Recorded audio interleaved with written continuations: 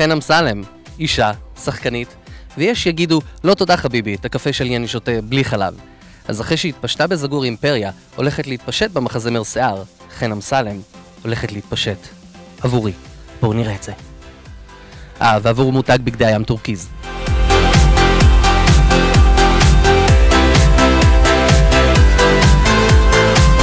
את התפרסמת מהר מאוד וחזק מאוד. כן. בלי ריאליטי. נכון. איך? כן, באמת שקט. אנחנו נעשה את זה שוב. תודה. עכשיו, חן, את התפרסמת מהר מאוד וחזק מאוד, בלי ריאליטי. איך? אמונה, התמדה, מקצועיות וקצת כישרון.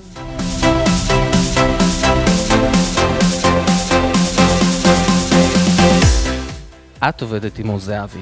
נכון. עובדת איתו בזגורי. נכון. עובדת איתו בשיער. נכון. ופה לא. זה נכון. עכשיו, זה נכון שהוא כאילו האיתי תורג'מן שלך? וואו, זה אבי שלי. וואו, זה אבי שלך. גמרי. אמרתי לו, תקשיב, השנה אני בונה על 3 פיצ'רים ואיזה 2 סדרות, אז אם אתה יכול בבקשה, תודה.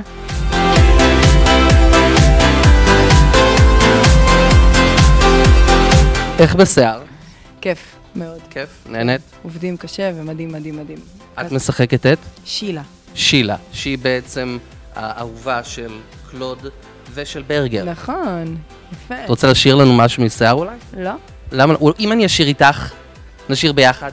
איך אפשר לחיות בלי רגש? אוי, איזה יופי.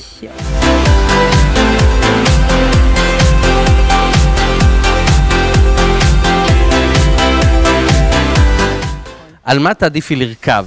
על סוס או דרקון? על דרקון. על הכיפק, את יודעת מה זה אומר עלייך? מה? זה אומר שאת לוקחת סיכונים. יש! אבל אמרתי כי חבר שלי אוהב דרקונים, אז על דרקון.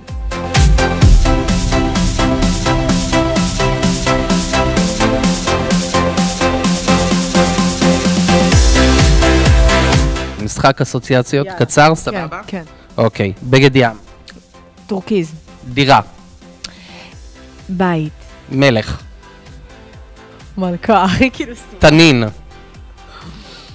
חוות גדר. אלוהים. אמונה. סלפי. אינסטגרם. טלוויזיה. זגור אימפריה. ביבי. בחירות. לילה.